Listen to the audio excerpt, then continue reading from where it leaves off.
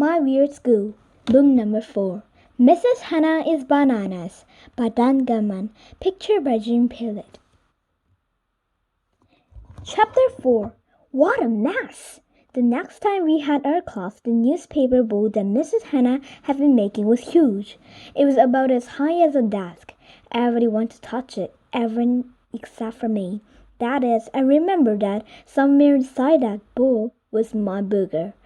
The art room was filled with all kinds of junk kids brought in from home. There were old musical instruments, broken toys, soda cans, plastic wrap, and all kinds of garbage. You should have seen it. Some kid brought in a tennis racket with no string. What a mess, Emma said. If my bedroom looked like this, my mom would go crazy. Michael said. You should throw half this stuff in the garbage, Mrs. Hannah. Oh dear, no, she said. I don't like to throw things away. In fact, at home, the garbage man brings me garbage so I can use it in my art. When I have a day off, I go to junkyard looking for treasures. Mrs. Hannah is bananas. She has some sticky glue that sticks to everything. She told us to make a sculpture out of junk kid brought in from home. Express yourself, Mrs. Hannah said. Show your creativity. Remember, art is everywhere. Art is light, art is air. Even things that are invisible can be art. Michael started making a robot out of a toilet paper tube. Emma made a doll out of a button. I didn't know what to make. I think I'm just not very artistic. I didn't feel like gluing a bunch of junk together. Mrs. Hannah walked around looking at everyone's sculptures and telling them how wonderful they were. I hope Mrs. Hannah wouldn't come over to me. Asia is making a sculpture and decided she stuck her tongue out at me. I hate her. Why aren't you making anything, AJ? I didn't know what to do. I didn't know what to say. I had to think fast. I did make a sculpture, I said. This is an invisible sculpture. Very clever, AJ, Mrs. Hannah said. That using your creativity. I stuck out my tongue at Andrea. I have an announcement, second grade, Mrs. Hannah said after clean-up time. Mr. Klotz has agreed to sponsor a big art contest. There will be a prize for the winner in each grade. What's the prize? Ryan asked. A gift certificate for $100 to an art supply store. Everybody went ooh and wow. It didn't seem like a great prize to me. I don't like art. What would I do with a bunch of art supplies? Mrs. Hannah said we had to create our artwork at home and bring it in 2 weeks later if we want to be in the contest. You can make anything you like, Mrs. Hannah said. And use whatever materials you want. Freely express yourself. Creative is more important thing. Can we just draw pictures? Michael asked. Of course, said Mrs. Hannah. I hope I'll win. I heard Andrew whisper to Emily. I'm going to make a sculpture with butterflies. I hate her. I wonder if they're poisonous butterflies and bite people. So who think they might enter the contest? Said Mrs. Hannah. Everybody raised their hand, except for me. What about you, AJ? I didn't say anything, but I'll tell you what I was thinking. I hate art. Art is stupid. Chapter 5. The Secret of the Teacher Lounge. We were out in the playground during recess. Me and Ryan and Michael all agreed that Mrs. Hannah was weird. I mean, saving all the garbage is good for an environment and all, but it's kind of weird too. She doesn't have enough garbage of her own. She has to go get other people's garbage. She's not a garbage teacher, I said. She's a garbage collector. I'm still say our real art teacher was kidnapped, Ryan said. She's probably tied up to a chair in the teacher lounge. The teacher lounge is on the 2nd floor of our school. Ryan said himself it was in a room over the playground. We looked up at the window and found the one that was probably the teacher lounge. Our real art teacher could be in there right now, Ryan said, tied up to a chair and being tortured. Too bad we're too short to see inside, Michael said. That when I came up with the most genius idea in the history of the world. I told Ryan and Michael that we might be able to see inside the window to the teacher lounge if we stood on top of each other. Michael got down on his hands and knees below the window. Ryan climbed up on top of him and hunched down. I climbed up on top of Ryan and stood on his shoulder. "Can you see anything, AJ?" Michael groaned. "Not yet." I could almost see into the window. I grabbed hold of the ledge of the window to pull myself up better. "Hurry up," Michael said. "My back is going to break." Then when I saw them, the teachers, I saw Miss Daisy and Mrs. Ruby and a few of the other teachers. I was looking right into the teacher's top secret lounge. "I see them!" I shouted. "What are they doing?" Ryan asked, all excited. "Not much," I said. "Is anybody tied up to a chair?" Michael asked. "No."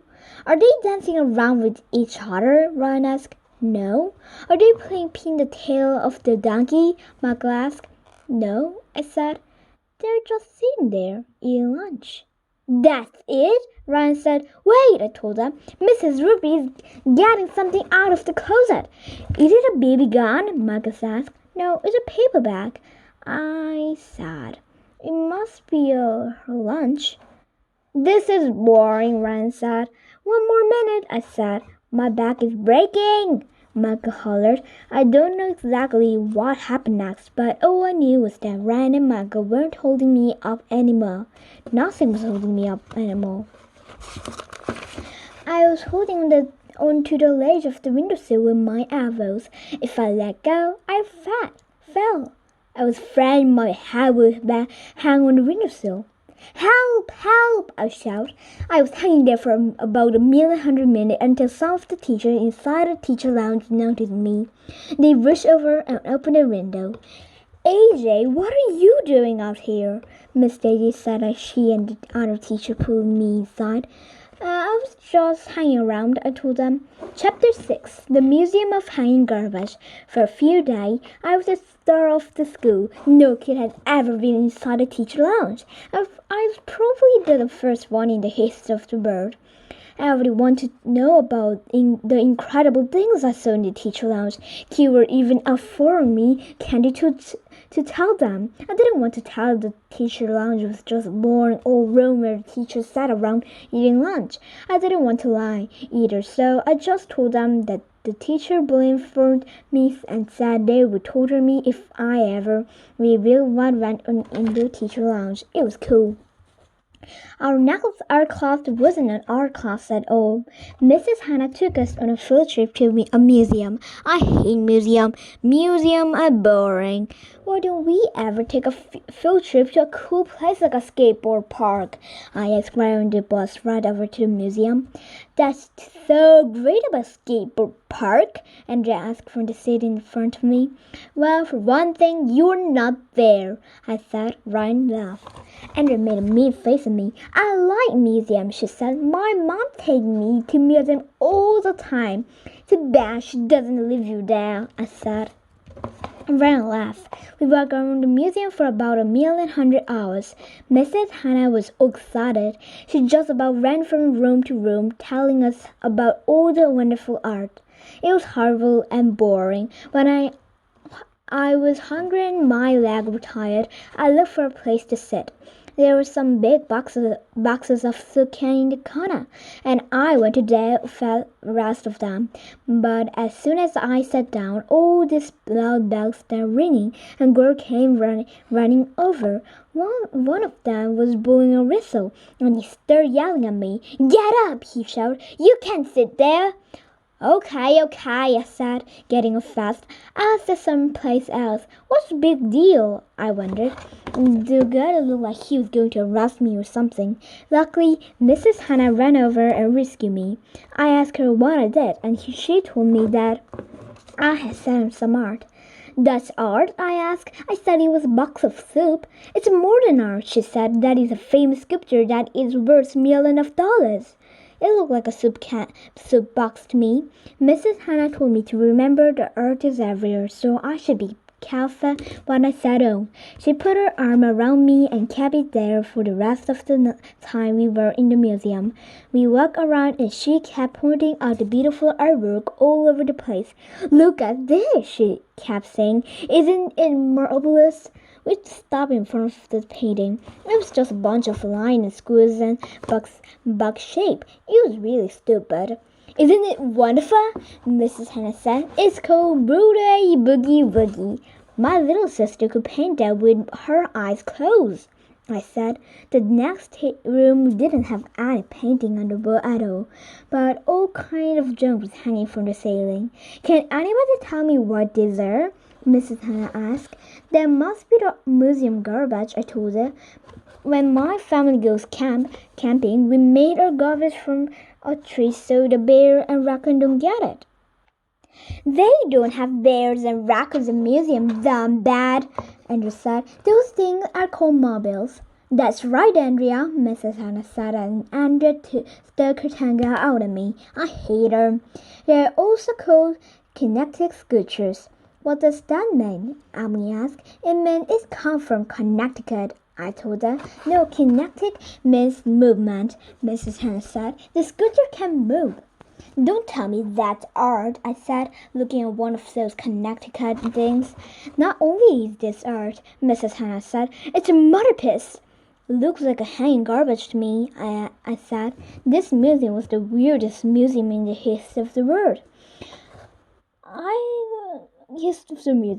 I was bored and hungry and I wanted to sit down.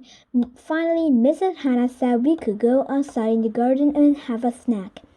Before we left the museum, she started, "Does anybody have any questions?" I raised my hand.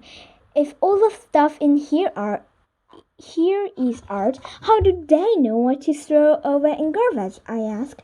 "Do they ever throw the art away by accident and leave the garbage here? How do they know which is which?" Everybody laughed and so I didn't say anything funny.